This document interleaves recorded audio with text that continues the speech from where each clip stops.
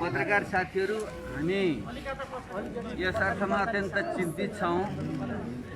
देशमा यति ठुलो घटना एउटा अहिलेको बहालवाला प्रतिनिधि सभा सदस्य सांसदलाई सरकार कार्यकारी देशका कार्यकारी प्रमुखको निकट रहेका मानिसहरू र पूर्व प्रहरी प्रमुखको संलग्नतामा जुन अपहरण जस्तो अत्यन्त जघन्य प्रकृतिको घटना घट्यो, त्यो स्वतः नै हाम्रो कानुन अनुसार त्यो एउटा सरकारवादी मुद्दा बन्छ र प्रथम दृष्टिया नै स्वतः नै यति चर्चा परिचर्चा भइसकेपछि त्यसबारे कुनै जाहेरी नलिइकन राज्य आफैले यो विषयमा मुद्दा अगाडि बढाउन सक्छ। सामान्य तरिका त्यो, तर त्यस्तो हुन्थ्यो भने यो समस्या नै आउँदैन थियो। त्यसले अहिले हामी यहाँ प्रहरी आदिलाई कुनै दोषारोपण गर्न चाहँदैनौँ। उहाँहरूको बाध्यता छ, उहाँहरूलाई आदेश छ, जुन यो ओली तन्त्र छ जसले लोकतन्त्र मूल्य मान्यता विधान संविधान कानुन सबै लत्याएको छ र राज्यको अपराधीकरण गरेको छ, आफै संलग्न भएर अपहरण जस्ता काण्डहरूमा मुछिएको छ। त्यसले सम्पूर्ण कर्मचारी प्रहरी प्रशासनलाई पनि आतंकित पारेको छ। त्यसले उहाँहरूले बुझ्दै पनि, उहाँले नबुझेर होइन, बुझ्दै पनि कानुनको पालना गर्न सकिरहनु भएको छैन। त्यसैले यो घटना अझ गम्भीर बनेर गएको छ। त्यसैले हामीले यसलाई चाहिँ तपाईहरु मिडियाकर्मीहरू मार्फत देश एउटा गम्भीर सङ्कटको दिशातिर जाँदैछ। हामीले प्राप्त गरेका उपलब्धिहरू गुम्दैछन् र राज्यकै अपराधीकरण भइसकेपछि नागरिकको जीवन रक्षा कसरी हुन्छ यो विषयमा जनतालाई सूचित गरिदिनुहोस् र हामी चाहिँ आफ्नो कुराहरू अब सम्बन्धित ठाउँमा चाहिँ अहिले हामी राख्नेछौँ। त्यसैले चाहिँ हामीले बढी तर्क वितर्क नगरिकन हाम्रो कुरा राखेर हामी चाहिँ अहिले जाँदैछौँ।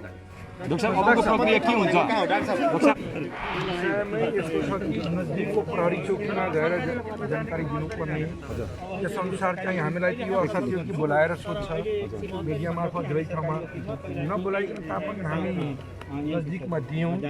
अब आउँदाखेरि अब उहाँ चाहिँ सिधा रूपमा आएर के भन्नुभयो भने केही बाध्यता छ हाम्रो, हामी लिँदैनौँ, यसको अर्को के उपचार हुन्छ अरू त्यो उपचारमा जाउँ, जो म माथि पनि कानुन लाग्छ त्यस्तो उपचारमा जाउँ, हामीलाई केही बाध्यता छ म लिन सक्दैन।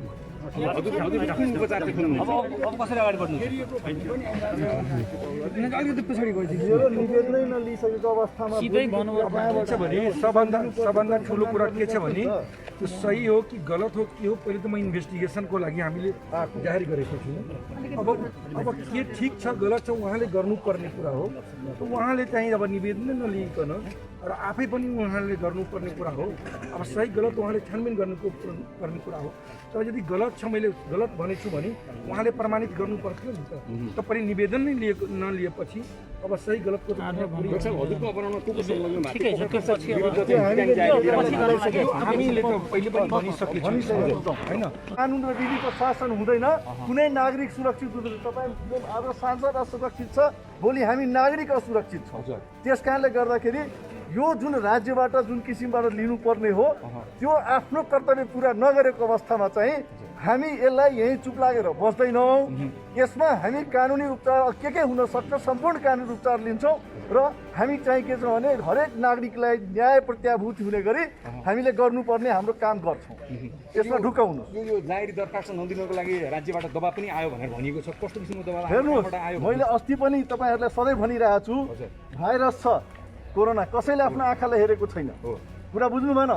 अब उहाँ एउटा जिम्मेवार मान्छेले म कानुन म बुझ्दिनँ, जेसुकै लेखेको होस् म पढ्दिनँ, म तपाईँको कुरा बुझ्दिनँ, मैले चाहिँ यो निवेदन लिन्न भनिसकेपछि बुझ्नुहोस् कि अहिलेको कोरोना भाइरस यो देशको को यो मैले भन्नै पर्दैन। यो हरेक एक नेपालीले मनन गरेको छ कि यो सबै अपराधको पछाडि को छ। यसको एक न एक दिन कुनै पनि अपराधीको के हुन्छ भने पर्दाफास हुन्छ, ऊ दण्डित हुनुपर्छ, राज्यको कानुनको दायरामा ऊ आउँछ। सधैँभरिको लागि कसैले म यो संसारमा दिग्विजय छु भनेर कल्पना गर्नु भनेको उसको त्यो केवल दिवा स्वप्न मात्रै हो। त्यो वास्तवमा त्यस्तो हुँदैन। तपाईँहरूको किटानी जाहेरीमा अब काठमाडौँ प्रहरी परिसरका प्रमुख श्याम गेवालीको नाम पनि थपिने भयो होइन? उहाँको अपराध के छ त्यसको लागि उहाँको छुट्टै कानुनी अवस्था होला, व्यवस्था होला।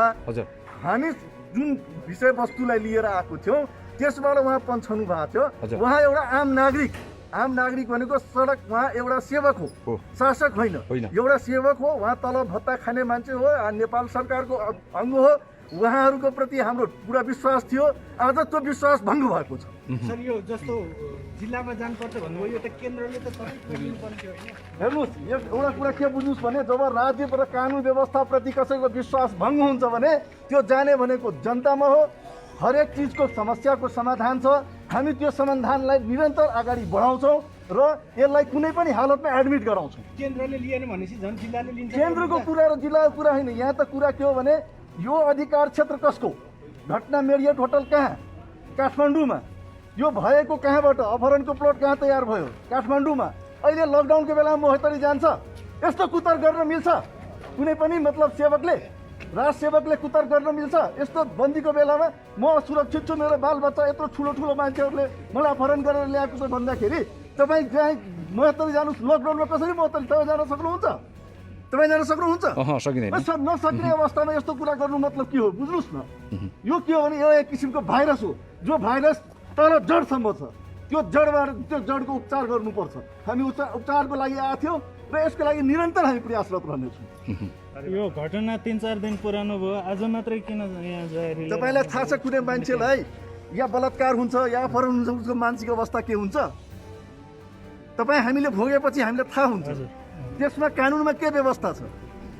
आजको अहिले गएर दिने होइन, हस्पिटलमा रोग लागे जस्तो होइन। मान्छे पहिले मानसिक रूपमा तयार हुन्छ, पहिले आफ्नो सुरक्षा लिन्छ, हेर्छ अझै म सुरक्षित छु भने कानुनको ठाउँमा आउनुपर्छ। हामी यहाँ आउँदा त हामीलाई सुरक्षा दिने अवस्था छैन भने सोध्नुहोस् त, तपाईँ 2 दिन 3 दिन अगाडिदेखि तपाईँहरूले बोलिराख्नु भएको छ नि, के ल्याएको छ स्टेटले? अहिले नि एउटा पत्रकार साथीले सोधिराख्नु भएको छ, तपाईँको यस्तो छ, तपाईँको उस्तो छ। अरे भाइ, मेरो निवेदन ल्याउ न, उसको पनि निवेदन ल्याउ न, अनुसन्धान गर न, को अपराधी छ, को दोषी छ, त्यसलाई सजाय गर न भन्ने कुरामा हामी विश्वास राख्ने मान्छे हो। सांसदज्यूको बोली पटक पटक फेरियो, कहिले अपहरण होइन भन्नुभयो, कहिले हो भन्नुभयो भन्ने छ नि यसमा चाहिँ। एउटा कुरा के बुझ्नुहोस् भने अपहरण अपहरण हो, अपहरण नै हो।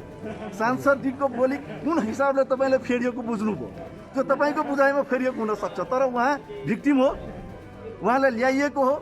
सबैले यो कुरा हेरिरहेछन्, बुझिरहेछन्, मनन गरिरहेछन्। उहाँ यदि वास्तवमा दोषी हुन आज त पुलिस कार्यालय आउनु भएको थियो नि त, फेरिएको भए त त्यो बमोजिम पनि उहाँलाई सजाय गर्ने व्यवस्था छ कि छैन कानुनमा? झुटा उजुरी गर्यो भने सजाय छ कि छैन? त्यस्तो अवस्थामा त उहाँलाई त्यो बमोजिम अहिले आएको मान्छेलाई त सुरक्षा दिएर कारवाही अगाडि बढाउनु पर्थ्यो नि त। त्यो नगरिकन तपाईँ आज तपाईँलाई थाहा छ देशको प्रधानमन्त्री आएको थियो यहाँ, उप प्रधानमन्त्री, एउटा 6 जना सांसद, कसैको कुनै पनि लिहाज नगरिकन राज्यले जुन किसिमको दुर्व्यवहार गरेको हो, यो दुर्व्यवहारको मूल्य आउने समयमा तपाईँले हेर्नु होला, चुकाउनुपर्छ। हजुरको परिचय पाउनु, हजुरको परिचय पाउनु। म चाहिँ अधिवक्ता वीरेन्द्र कुमार ठाकुर, म हाम्रो चाहिँ बौद्धिक पेसाकर्मी महासङ्घको महासचिव। यो घटना बाहिर आइसकेपछि, थाहा पाइसकेपछि, तर अब पीडित जब आफै जाहेरी दरखास्त लिएर आएको छ भने प्रहरीले यसलाई दर्ता गर्नु त्यो प्रहरीको कर्तव्य हो। कानुनले प्रहरीलाई के छ भने एउटा कर्तव्य के तोकेको छ भने कुनै पनि पीडित यदि जाहेरी दरखास्त लिएर आउँछ, आफूमाथि भएको कुनै अन्यायको कुरा लिएर आउँछ भने प्रहरीले त्यसलाई पहिलो चरणमा के छ भने त्यसलाई दर्ता गर्नुपर्छ। दर्ता गरिसकेपछि त्यसको चाहिँ एउटा विश्वसनीय र निष्पक्ष छानबिन गर्नु, त्यो चाहिँ नेपाल प्रहरीको कर्तव्य हो। प्रहरी ऐनको मा जुन प्रहरीको नेपाल प्रहरीको काम कर्तव्य अधिकार भनेर त्यो तोकेको छ। त्यसकारण के छ भने यो प्रहरी कार्यालयले दर्ता गर्नुपर्छ भनेर भन्दाखेरि उहाँले के भन्नु होइन, त्यो त तपाईँहरू महोत्तरीमा जानुहोस्। हामीले भन्यौँ उहाँलाई महोत्तरीबाट ल्याएर त काठमाडौँमै ल्याइएको छ। काठमाडौँमा ल्याइसकेपछि घटनाले त पूर्णता काठमाडौँमा पाएको छ भनेपछि यो कार्यालयको चाहिँ के छ भने क्षेत्राधिकार हो। र अर्को कुरा के हो भने नजिकको प्रहरी कार्यालय त जहाँ पनि दिन पाइयो, त्यसकारण यसै पनि यसको क्षेत्राधिकार भयो भन्दाखेरि उहाँले के भन्नु भने यो चाहिँ म दर्ता गर्दिनँ। अब यसमा तपाईँहरू जे सुकै पनि कानुनी उपचार जे छ त्यो चाहिँ खोज्न सक्नुहुन्छ। तपाईँहरू चाहिँ कानुनले अरू जुन विकल्पको व्यवस्था गरेको छ त्यो चाहिँ गर्नुहोस्, तर म यहाँबाट गर्दिनँ। उहाँले त्यसपछि अरू कुनै कानुनी तर्कहरू सुन्नेतिर भन्दा पनि अब यो म गर्दिनँ नै भनेपछि अब अर्को कुनै विकल्प भएन भनेपछि अब अहिले यसलाई यहाँ दर्ता भएन। अब यसपछि अब हामी उहाँको कानुन व्यवसायी हौँ, हामी उहाँसँग पनि बसेर छलफल गर्छौँ अब यसपछिको चाहिँ वैकल्पिक मार्गचित्र के हुने, कानुनले अरू पनि विकल्पको व्यवस्थाहरू गरेको छ, जस्तो सरकारी वकिल कार्यालयमा जान सकिन्छ। त्यसपछि अदालतमा चाहिँ के छ भने परमादेश यो दर्ता गराइपाउँ, छानबिन गराइपाउँ भनेर अदालत पनि जान सकिन्छ। त्यो विकल्पहरू छ। अब किनभने उहाँले त ठाडै इन्कारै गर्नु हो, हामीले के भन्यो भने लेखेर दिनुहोस्, उहाँले भन्नु म लेखेर पनि दिनु, हामीले स्पष्ट रूपमा भन्यो कि लेखेर दिनुहोस् न, ठिक छ यही कुरा भन्दाखेरि उहाँले भन्नु लेखेर पनि म दिन्न। अब त्यो भनिसकेपछि हामीले धेरै भन्दा पनि उहाँले नभनेपछि अब हामीले अब केही गर्न सक्ने कुरा थिएन र त्यसपछि अब यसको बारेमा के गर्ने, यसको बारेमा छलफल गरेर तदनुरूपको यो मुद्दा नलिनुको कारण चाहिँ यो पोलिटिकल भएर हो कि अरू इस्यु भएको होइन। अब एउटा कुरा हामी बुझ्न सक्छौँ कि यसमा कस्ता व्यक्तिहरूको संलग्नता छ। प्रधानमन्त्री कार्यालय मात्र नभएर प्रधानमन्त्रीकै पनि संलग्नता देखियो, स्पष्ट संलग्नता देखियो। उहाँसँग चाहिँ फोनबाट कुरा गराएको, यो सबै कुरा डिटेल त मिडियामा आएको छ। यो कुरा डाक्टर सुरेन्द्र यादवले आफैले बताउनु भएको छ। हामीले यो पनि भन्यौँ, यो देशमा एउटा बहालवाला सांसद जसको सुरक्षा छैन, उहाँ चाहिँ के छैन, एउटा फर्मर मिनिस्टर हुनुहुन्थ्यो, उहाँको सुरक्षा छैन, उहाँलाई अपहरण गरेर ल्याइन्छ भनेपछि एउटा आम नागरिकको कसरी सुरक्षा होला? हामी त के चाहन्छौँ भने नेपाल प्रहरीको एउटा विश्वसनीयता, यसको व्यावसायिक चरित्र चाहिँ के छ भने माथि जाओस्, यसले चाहिँ आफ्नो कानुनी कर्तव्यको पालन गरोस् र यसको प्रतिष्ठा चाहिँ के छ भने बढोस्। त्यस कारण पनि तपाईँले यो लिनुपर्छ। यो नलिँदाखेरि एउटा गलत सन्देश जान्छ भन्दाखेरि उहाँले भन्नु ठिकै छ, म अहिले यो लिँदैन, मेरो निर्णय यही हो। त्यसकारण के हो भने अब त्यो कारण हो, किनभने अब हामी बुझ्न सक्छौँ कि उहाँ एउटा धेरै ठुलो दबाबमा हुनुहुन्छ, राज्य संयन्त्रकै कुरा छ, त्यो दबाब हामी चाहिँ बुझ्न सक्छौँ। त्यस कारण अब यसपछि थप चाहिँ के छ भने कानुनी प्रक्रिया चालिने छ र तपाईँहरू त्यसको बारेमा सूचना प्राप्त गर्नुहुन्छ।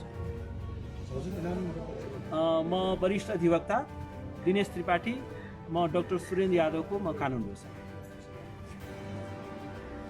म उहाँको कानुन व्यवसायी हो।